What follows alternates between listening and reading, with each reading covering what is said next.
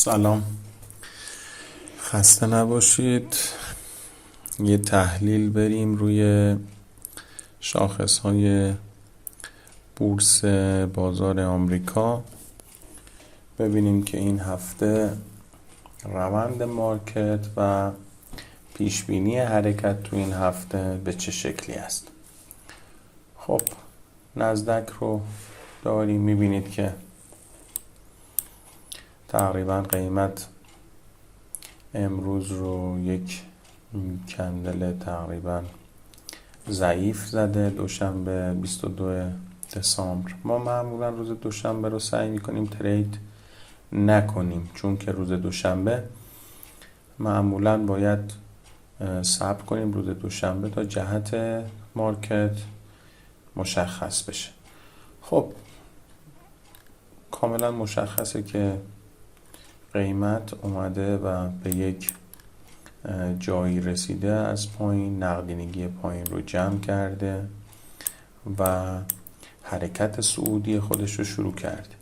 زمانی که شما توی تایم دیلی میبینید، اینجا تایم دیلی است، توی تایم دیلی ما دنبال اینیم که بایوس روزانمون رو تشخیص بدیم و بیایم توی تایم یک ساعته دنبال یک تاییدیه و یک سوینگی توی سشن نیویورک باشیم که بایوسمون رو و اون کشش نقدینگیمون رو تایید بکنه و توی 5 دقیقه‌ای هم خب تایم 5 دقیقه باید ورود خودمون رو پیدا کنیم و معاملمون رو مدیریت کنیم تا بتونیم بیشترین سود رو ازش بگیریم. کلا اینو بدونید، سبکی که الان داریم ترید میکنیم یه سبکی است که توی هفته معمولا بین 1 تا 4 تا معامله رو میتونیم بگیریم. یعنی ما دنبال ورودهای درون روزی هستیم که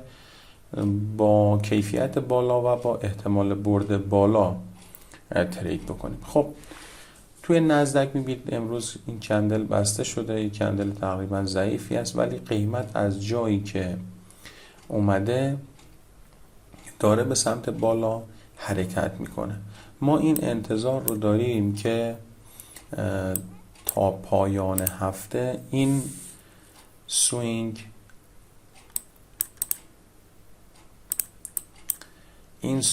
یعنی در واقع تاچ بشه. این کشش نقدینگی تقریبا تا روز جمعهمون هست، یعنی انتظار داریم که فردا این گپی که اینجا ایجاد شده، این گپ پر بشه. اصطلاحاً گپ هفتمون هست، گپ بین روز جمعه که مارکت بسته شده و روز دوشنبه‌ای که امروز باز شده.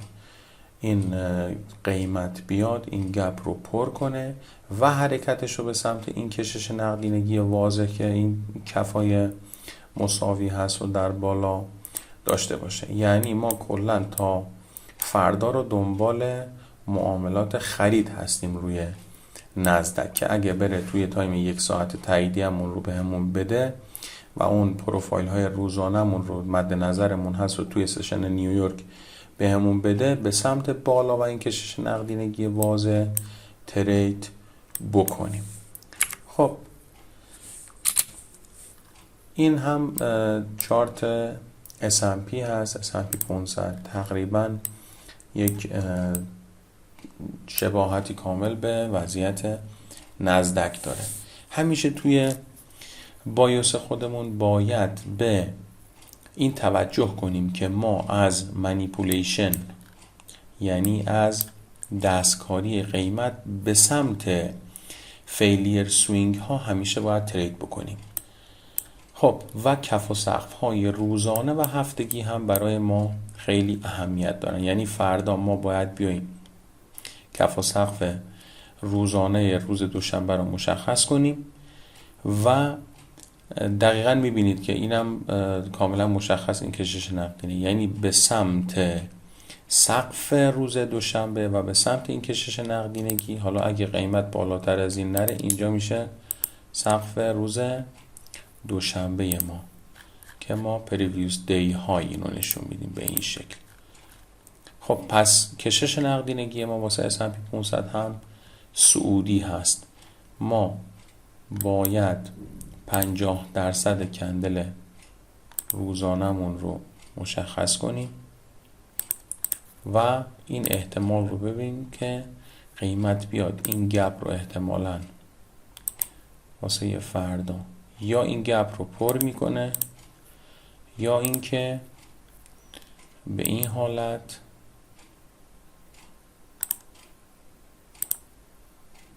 این فلشش خیلی بزرگه، حرکت صعودی خودشو نشون بده. و تایم 1 ساعته رو اگر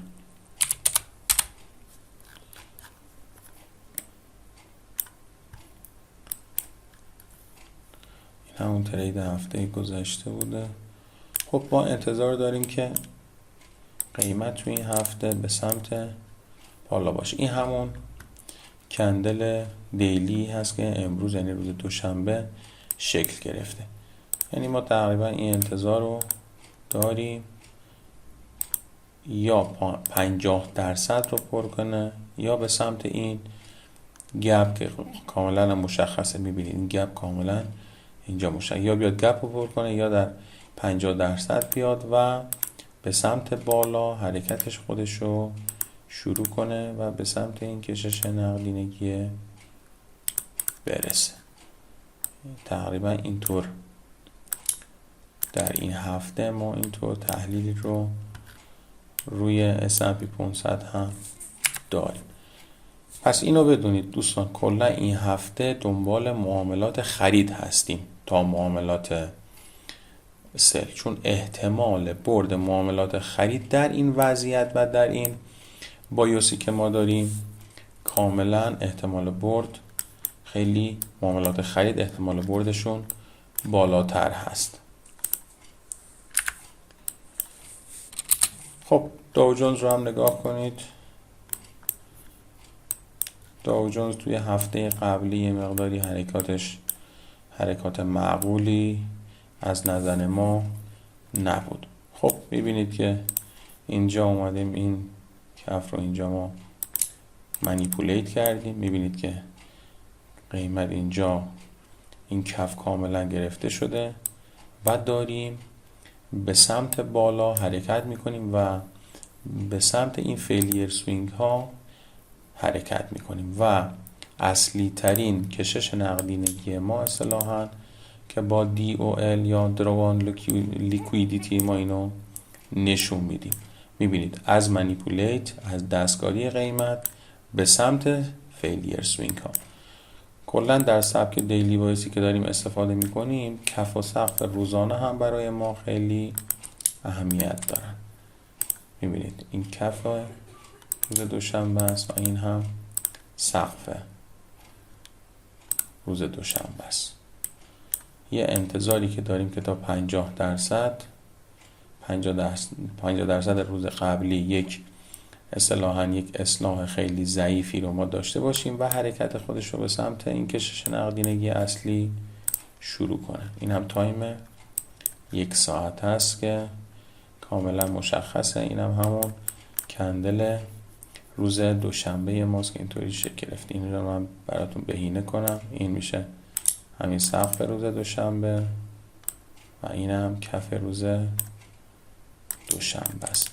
ما انتظارمون اینه زمانی که روز سه‌شنبه شروع بشه ما تا 50% روز پنجشنبه یک اصلاح خیلی ضعیف داشته باشیم و سوینگ های صعودی به سمت این فیلیر سوینگ های اینجا و این درون لیکویدیتی که مشخص از کامل ما داشته باشیم. پس تو این هفته ما فردا و پس فردا دنبال معاملات بای هستیم. حالا احتمالاً توی سشن لندن این CISC هم برای ما تایید بشه. خب شبتون بخیر. انشالله که از تحلیل استفاده کرده باشید و یا علی.